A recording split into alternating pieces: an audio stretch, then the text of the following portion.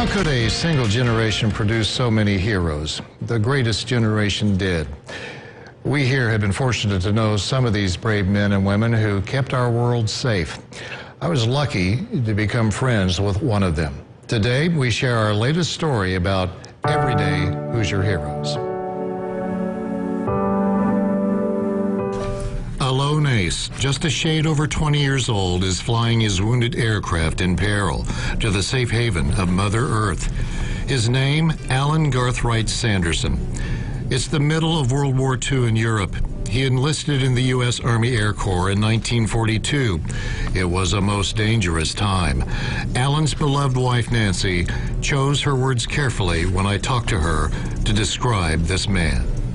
Strong, dedicated, very faithful to his friends, loyal, and gutsy. Alan landed his hit P-47 that had wing damage and began his personal inspection of his beloved aircraft. He flew 118 missions piloting the P-47. Thousands were built in Evansville. He saw firsthand how the United States finally had no choice but to declare war. More than 60 years later, he was on board the honor flight of Southern Indiana to see the World War II Memorial and other monuments. His memory was keen on why he wanted to serve.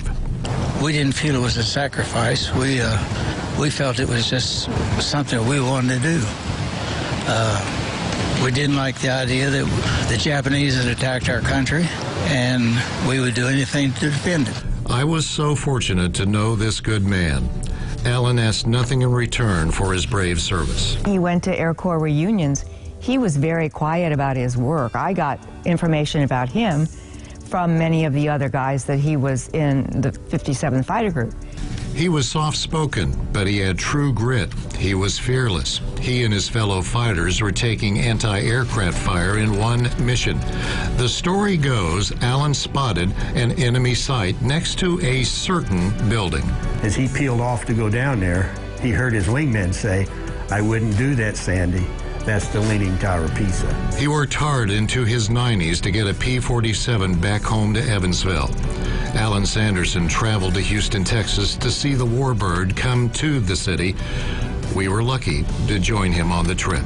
Oh, it's great. You know, didn't think much about the 47 after I got out of service for a while, but all of a sudden I was associated with the museum here, and trying to get a 47 to the museum has been a long 8-year challenge, and it's finally come to a close.